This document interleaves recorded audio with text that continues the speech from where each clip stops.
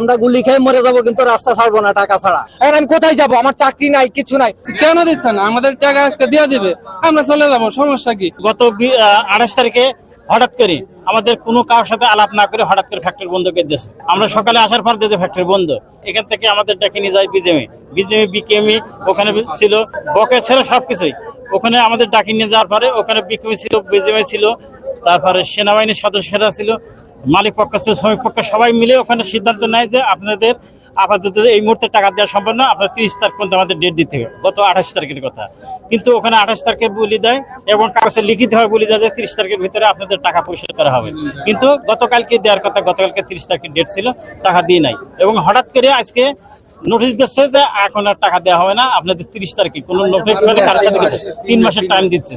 আমরা বাসা ভাড়া থাকি, রুম ছাড়া দিচ্ছি, আমরা যার যার মতো জায়গায় চলে যাবো।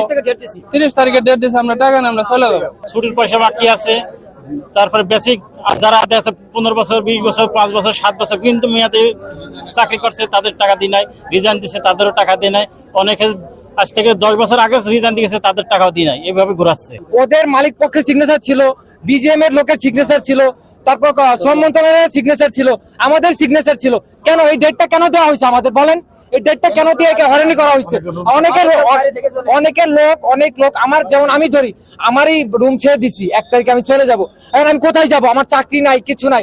অনেকে বাড়ি থেকে আসছে, বাড়ি থেকে আসছে, আমি রুম ভাড়া আসছে, ওই টাকাটা আসছে, টাকা পেয়ে আমি রুম ভাড়া দিয়ে বাড়ি চলে যাব।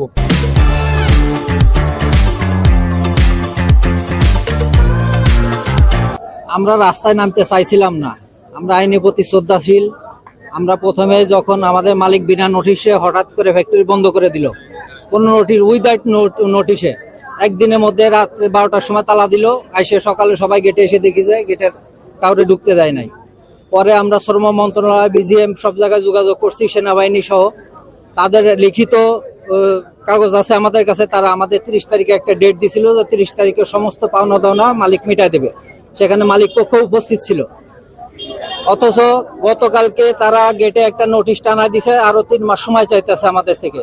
কিন্তু আমরা এখানে যারা এখানে উপস্থিত আছে, এদের এই যে সংসার চালাবে কি করে, 3 মাস অপেক্ষা করবে কি করে, এদের এখানে বাসা ভাড়া দেবে কি করে, খাবে কি করে?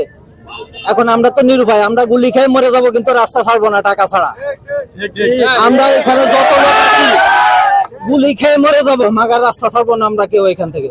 আমাদের পাওনা দাম না আজকে মিটাই দিতে হবে, আজকে। আমরা সময়ও দিব না, কিছু দিব না। আমাদের আজকে যতক্ষণ টাকা না দিব, আমরা এই রাস্তা কেউ ছাড়বো না। তাতে যদি পুলিশ, সেনাবাহিনী, র্যাব যদি আমাদের গুলি করে, করুক, আমরা দাঁড়া থাকবো। আমরা সে আবু সাইদের মতন আমরাও আজকে খাবো। টাকা ছাড়া আমরা এই রোড ছাড়বো না। আমাদের টাকা দিতে হবে, আমরা রোড ছাড়বো।